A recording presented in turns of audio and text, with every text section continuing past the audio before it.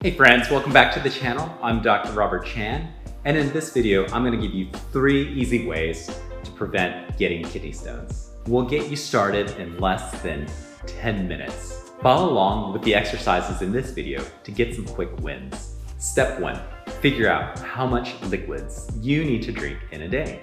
Go hop on a scale now. Take your weight in pounds and divide it by 2.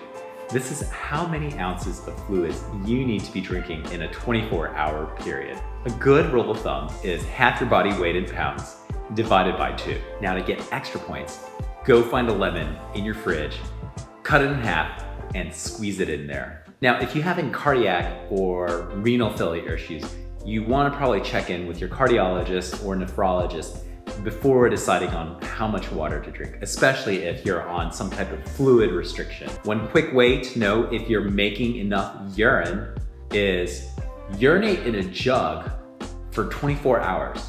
You want to try to hit at least 2.5 liters per day of urine. That's equal to about 3/4 of a gallon. If you're not quite there, that just means you need to drink more water. Step 2. Now, I want you to think about everything that you ate yesterday over a 24-hour period. Now, write it all down.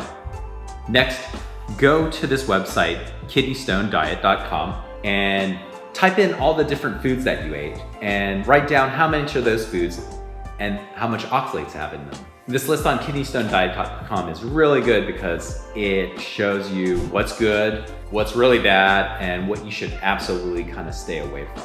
Now that you have your list, figure out which of the foods are super bad and cut those out.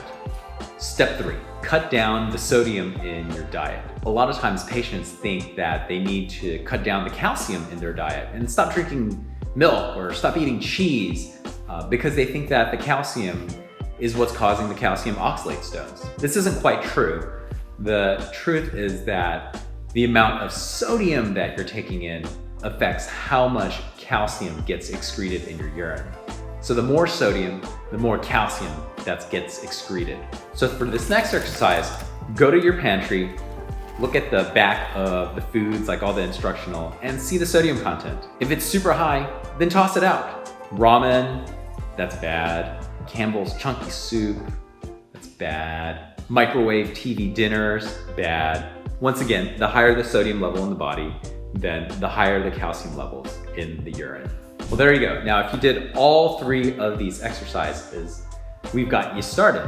If you want some more information, check out some of my other videos, 5 worst foods for kidney stones and things to drink for kidney stones. This will kind of get you started and get you on the right path to living a stone-free life. All right, thanks for watching, and you have an awesome day.